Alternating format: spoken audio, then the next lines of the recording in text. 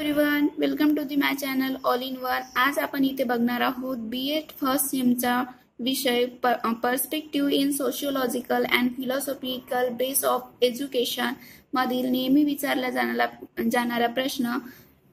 तर हा प्रश्न आहे, आदर्शवाद म्हणजे काय? आदर्शवादाचे तत्वज्ञान, शिक्षणाची ध्येय, अभ्यासक्रम व विद्यार्थी शिक्षक संबंध स्पष्ट करा।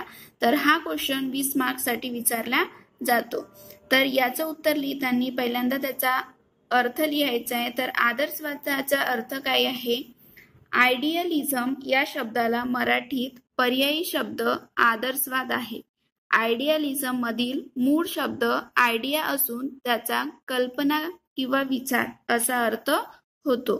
तर आदर्शवादाचे जनक कोण आहेत? तर आदर्शवादाचे जनक आहेत प्लेटो।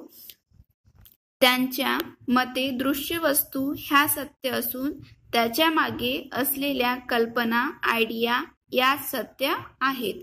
दृश्य वस्तू ह्या सत्य नसून त्यांच्या मागे असलेल्या कल्पना, आयडिया याच सत्य आहेत, हे आदर्शवादाचे जनक प्लेटो यांचे मत होते। असा सिद्धांत कोणी मांडला होता? प्लेटोंनी। त्याच्या या विचारसरणीला कल्पनावाद म्हणजेच आयडियलिझम हे नाव मिळाले व त्यानंतर आयडियाचे ज्ञान प्राप्त करणे हेच जीवनाचे आदर्श आयडियल बनले आणि आयडियलिझमचे रूपांतर आयडियलिझम म्हणजेच आदर्शवादात झाले। अशा प्रकारे कल्पनातून आदर्शवादाचा उदय झाला। ज्या प्रकारे पाश्चात्य संस्कृती, साहित्य, कला व तत्वज्ञान यांचं उगमस्थान ग्रीस आहे, त्याच प्रकारे आदर्शवादाचा उगमस्थान सुद्धा ग्रीस देश आहे। पाश्चात्य देशात सर्वात प्राचीन तत्वज्ञान म्हणून आदर्शवाद ओळखला जातो आणि आदर्शवादाचे जनकत्वाचे श्रेय प्लेटोला व त्याचे गुरु सॉक्रेटिस याला बहाल करणे चुकीचे ठरणार नाही। हा झाला काय? आदर्शवादाचा अर्थ म्हणजेच आदर्शवाद म्हणजे काय। आता आपण बघणार आहोत त्याच्यामधलाच क्वेश्चन, आदर्शवादाचे तत्वज्ञान। आदर्शवादाचे तत्वज्ञान याच्यामध्ये त्याचे तत्वज्ञान आहेत की पहिला दोन जगाची कल्पना, दुसरा सत्यम शिवम सुंदरम प्राप्त करणे, तिसरा मानव हा आध्यात्मिक आणि चौथा एकता। तर पहिला आहे दोन जगाची कल्पना। येथे आहे आदर्शवादाच्या मध्ये भौतिक व आत्मिक हे दोन जग आहेत। दोन जगाची कल्पनामध्ये कोणते दोन जग आहेत? तर भौतिक आणि आत्मिक।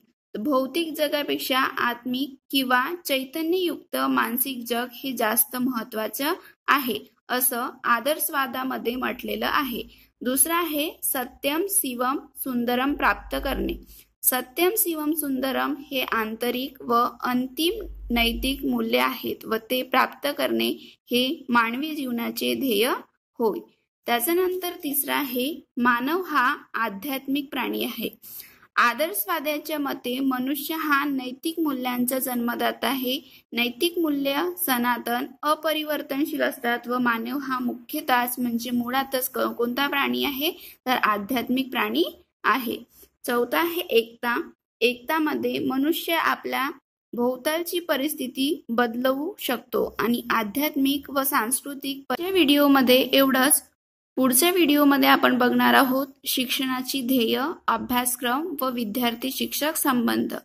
तर पुढील व्हिडिओ बघण्यासाठी चॅनलला सबस्क्राईब करा वर तुम्हाला आवश्यक असणाऱ्या नोट्स मिळाल्या असतील तर लाईक करा।